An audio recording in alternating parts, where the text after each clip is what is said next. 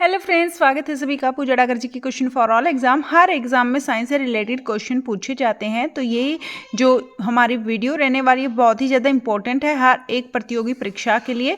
तो important science जी के question हम करने वाले हैं। टॉपिक रहेगा 28। यहाँ पर हम जो साइंस को कवर कर रहे हैं वो टॉपिक वाइज कर रहे हैं। तो फ्रेंड्स प्लीज़ चैनल के साथ जुड़े रहिए। अगर अभी तक ज्वाइन नहीं किया है चैनल को जल्दी से सब्सक्राइब कर लीजिएगा। ये हमारा 28 टॉपिक रहेगा और वीडियो को ज़्यादा से ज़्यादा शेयर कर दीजिएगा अगर क्वेश्चंस अच्छे लगे तो। Bio fertilizers and its uses, ये हमारा टॉपिक का नाम रहेगा। और इससे पहले वाली वीडियोस अगर आप देखना चाहते हैं तो डिस्क्रिप्शन बॉक्स में प्लेलिस्ट का लिंक मिल जाएगा, तो आप सारी वीडियोस देख सकते हैं। हर एक वीडियो में 25, 30, 15 ऐसे क्वेश्चन हमारे रहते हैं। इससे ज़्यादा क्वेश्चन हम नहीं करते हैं और केवल 10 मिनट की अपनी क्लास रहती है। आप तो 10 मिनट डेली साइंस के लिए आप निकाल लोगे तो एक भी क्वेश्चन आपका साइंस से गलत नहीं होगा। क्वेश्चन नंबर 1 से स्टार्ट करते हैं। सिरका निम्न में से एक का जलीय घोल है। जो सिरका होता है वह किसका एक जलीय घोल है?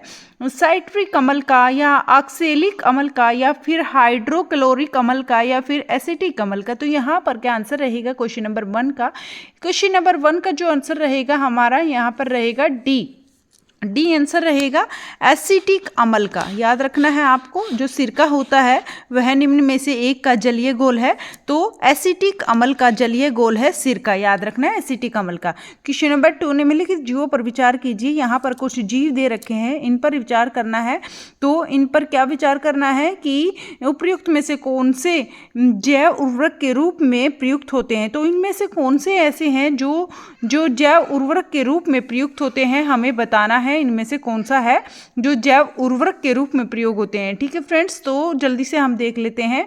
ए एगेरिक्स, या फिर बी नोस्टॉक, या फिर सी साइरोगायरा। तो यहाँ पर क्या आंसर रहेगा? आंसर इसका रहेगा फ्रेंड्स, और 4th है एजोला फॉर्न। तो इनमें से कौन सा ऐसा जीव है, जीवों पर हमें विचार करना है, कौन सा ऐसा जीव है जो जैव उर्वरक के रूप में क्या करता है, प्रयोग होता है। तो केवल 2 है, केवल 1 और 2 है, या फिर 2 और 3 है, और केवल 3 है, या केवल 4 है। तो इनमें से यहाँ पर कोई सा भी जीव नहीं है जो जैव उर्वरक के रूप में कार्य करता है। यहाँ पर एजोला फर्न है जो जैव उर्वरक के रूप में कार्य करता है। याद रखना है। तो ये आएगा 4th का, यहाँ पर केवल 4 आंसर रहेगा, ई आंसर रहेगा हमारा। और ये जो हमारे कुछ ही जीव हैं फ्रेंड्स, ये कम से कम 7-8 ऐसे जीव हैं जो जैव उर्वरक के रूप में कार्य करते हैं। तो इन जैव उर्वरक के सारे नाम मैं आखिर में बता दूंगी वीडियो के, क्योंकि ये बहुत ज़्यादा इंपॉर्टेंट है। यहाँ से इंपॉर्टेंट नाम ये 8 के 8 याद रखने हैं आपको, ताकि यहाँ से कोई भी ऑप्शन में आपको मिले तो आप इजीली उसको सॉल्व कर दो। तो जैव उर्वरक कुछ 7 से 8 हैं, ये आपको याद रखने पड़ेंगे। क्वेश्चन नंबर 3 देखते हैं। जिस रूप में पौधे नाइट्रोजन प्राप्त करते हैं वह है नाइट्रोजन प्राप्त करते हैं वह है नाइट्रेट है, या फिर नाइट्रिक ऑक्साइड है, या अमोनिया है, या फिर नाइट्राइड है। तो यहाँ पर क्या आंसर रहेगा इसका? इसका आंसर रहेगा ए। यह क्या है? जिस रूप में पौधे नाइट्रोजन प्राप्त करते हैं वह है नाइट्रेट। नाइट्रोजन जो प्राप्त करते हैं वह नाइट्रेट आएगा। जिस रूप में पौधे नाइट्रोजन प्राप्त करते हैं तो नाइट्रेट रूप में पौधे नाइट्रोजन प्राप्त करते हैं। 2,4D है। तो ये जो 2 और 4D है, एक विस्फोटक है, एक कीटनाशक है, या फिर एक कवकनाशी है, या एक खरपतवार नाशी है। तो यहाँ पर क्या आंसर रहेगा? यह जो है 2,4D यह एक खरपतवार नाशी है। तो डी इसका आंसर रहेगा। याद रखना यह एक खरपतवार नाशी है 4D। ठीक है, 2,4D यह एक खरपतवार नाशी है। आगे चलते हैं क्वेश्चन नंबर 5 पर। केवल 10 मिनट की अपनी क्लास है, तो जुड़े रहिए वीडियो में अंत तक। सारे इंपॉर्टेंट क्वेश्चंस है। हर एक कॉम्पिटिटिव एग्जाम के लिए साइंस से रिलेटेड क्वेश्चन यहाँ से बेस्ट आपको नहीं मिलेंगे। केवल 10 मिनट में आपको बहुत ज़्यादा अच्छा मटेरियल मिल रहा है। तो फ्रेंड्स जल्दी से सब्सक्राइब कर लीजिए चैनल को, और वीडियो के क्वेश्चंस अच्छे लगे तो लाइक करना ना भूलें, और कमेंट करें क्वेश्चंस आपको कैसे लगे। निम्नलिखित में से जैव उर्वरक के रूप में प्रयुक्त होता है तो इनमें से क्या जैव उर्वरक के रूप में प्रयुक्त होता है? जैसे कि मैंने बताया आपको, ये कुछ 7 से 8 जैव उर्वरक है। इस तरह से क्वेश्चन बार बार एग्जाम में आते हैं। तो जैव उर्वरकों के आपको 8 के 8 नाम मैं याद करा दूंगी वीडियो के अंत में। तो यहाँ पर हम देखते हैं एजोला है, कुछ तो आपको साथ के साथ भी लर्न हो जाएंगे। एजोला जो कि हमने अभी किया था, तो एजोला एक जैव उर्वरक का कार्य करता है। नील हरित शैवाल भी एक जैव उर्वरक का के रूप में कार्य करता है। और नाइट्रोलीन यह भी एक जैव उर्वरक के रूप में कार्य करता है।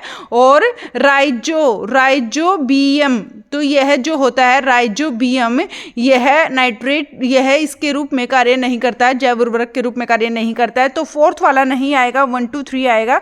तो 1 2 3 ए ऑप्शन हमारा ये रहेगा, याद रखना है। एजोला, नील हरित शैवाल, एजोला, नील हरित शैवाल और नाइट्रोलीन, एजोला, नील हरित शैवाल, ये जैव उर्वरक के रूप में कार्य करते हैं।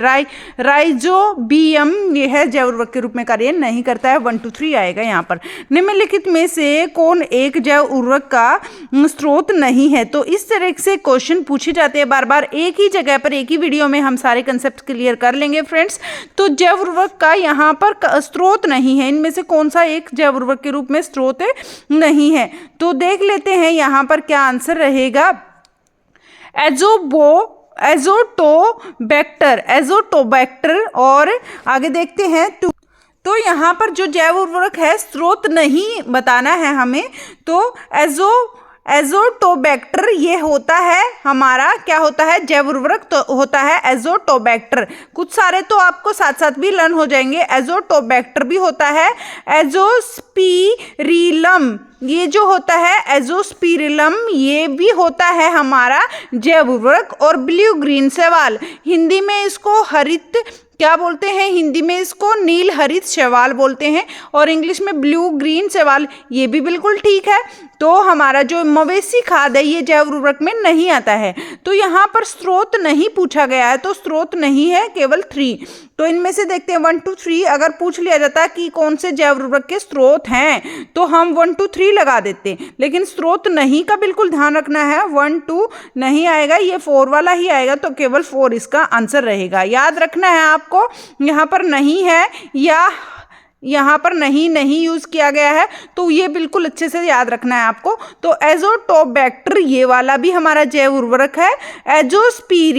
स्पिरिलम ये भी हमारा जैव उर्वरक है, और ब्लू ग्रीन शैवाल भी हमारा जैव उर्वरक है। क्वेश्चन नंबर 7, निम्नलिखित किस फसल में नील हरित शैवाल मुख्यतः जैव उर्वरक के रूप में प्रयोग होता है? तो जैव उर्वरक के रूप में प्रयोग होता है, इनमें से कौन सी फसल, किस फसल में नील हरित शैवाल मुख्यतः जैव उर्वरक के रूप में कार्य करता है? चना है, गेहूं है, धान है, सरसों है। तो यहाँ पर जो धान होते हैं ना फ्रेंड्स, जो धान होते हैं ये जैव उर्वरक के रूप में कार्य करते हैं फसल में। याद रखना है, फसल में नील हरित शैवाल के रूप में धान में यह कार्य करता है जैव उर्वरक के रूप में। आगे चलते हैं क्वेश्चन नंबर 8, नील हरित शैवाल निम्नलिखित में से किस एक फसल की पैदावार बढ़ाने के लिए जैव उर्वरक के रूप में कार्य करता है?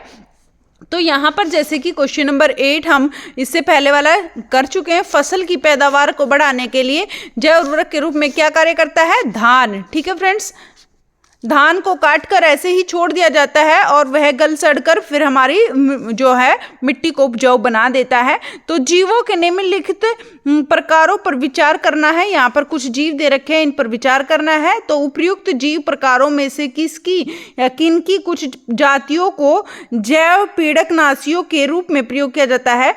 तो जीवाणु को, कवक को या पुष्पीय पादप को। तो यहाँ पर क्या आंसर रहेगा? जीवाणु का भी हम जीव में प्रयोग करेंगे। किसमें? जीव प्रकारों में किसकी या किनकी जातियों को जैव पीड़कनाशियों के रूप में जीवाणु का भी प्रयोग करेंगे, कवक का भी प्रयोग करेंगे और हम पुष्पीय पादप का भी प्रयोग करेंगे। तो ये 1 2 3 तीनों ही आ जाएगा डी में। ठीक है फ्रेंड्स, आगे चलते हैं क्वेश्चन नंबर 10 पर। फसलोत्पादन में नत्रजन उपयोग क्षमता की वृद्धि की जा सकती है। तो यहाँ पर क्या आंसर रहेगा? ए, नत्रजन अवरोधक के रूप में या प्रयोग द्वारा, या फिर उर्वरक की मात्रा के बार बार प्रयोग द्वारा, या फिर नाइट्रेट धीरे धीरे धीरे छोड़ने वाले उर्वरकों के प्रयोग द्वारा या उपयुक्त सभी। तो यहाँ पर जो आंसर रहेगा ये सारे ही आएंगे। ठीक है। फसल उत्पादन में नित्रजन उपयोग क्षमता, यानी मिट्टी की उपजाऊता को बढ़ाने की वृद्धि के लिए क्या करते हैं हम, नित्रजन अवरोधक के रूप में प्रयोग करते हैं, या नित्रजन अवरोधक के प्रयोग द्वारा हम कर सकते हैं, या उर्वरक की मात्रा के बार बार प्रयोग द्वारा भी हम कर सकते हैं, या फिर नाइट्रेट धीरे धीरे छोड़ने वाले उर्वरक के रूप में भी। तो उपयुक्त सभी आएगा इसका आंसर। तो हमारे जैसे कि मैंने बताया 10 मिनट में 10 क्वेश्चन हमने कर लिए हैं फ्रेंड्स। और कुछ जैव उर्वरकों के बारे में मैं बात कर रही थी। ये जैव उर्वरक आपको याद रखने बहुत जरूरी है, इससे रिलेटेड बहुत सारे क्वेश्चन बन जाते हैं। तो जैसे कि हमने पीछे किया है, जो आसान है वो पहले याद कर लेते हैं। एजोला फर नाम हमने पढ़ा था अभी पीछे, और दूसरा हमने किया था क्या, नील हरित शैवाल।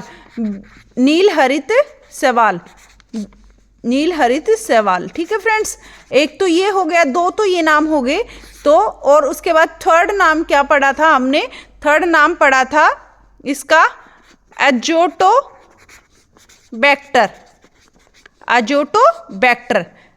कल्चर। और दूसरा अजोटो से रिलेटेड ही मैं आपको नाम बता रही हूँ ताकि ये इजीली याद हो जाए। एजोटोबैक्टर कल्चर हो गया, एजोटोबैक्टर कल्चर हो गया। और ये एजो से ही बनता है, एजोस्पाइरिलम। ठीक है, एजोस्पाइरिलम ये इसका नाम है, एजोस्पाइरिलम कल्चर। एजो से रिलेटेड हो गया। और 5 का क्या है, जो से ही इसमें बनता है, राइजोबियम कल्चर। ठीक है फ्रेंड्स। और 6th है हमारा क्या है,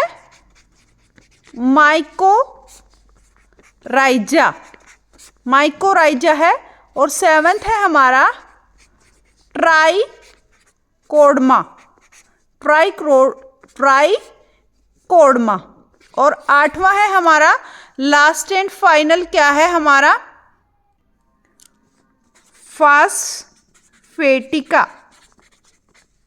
फास्फेटिका कल्चर।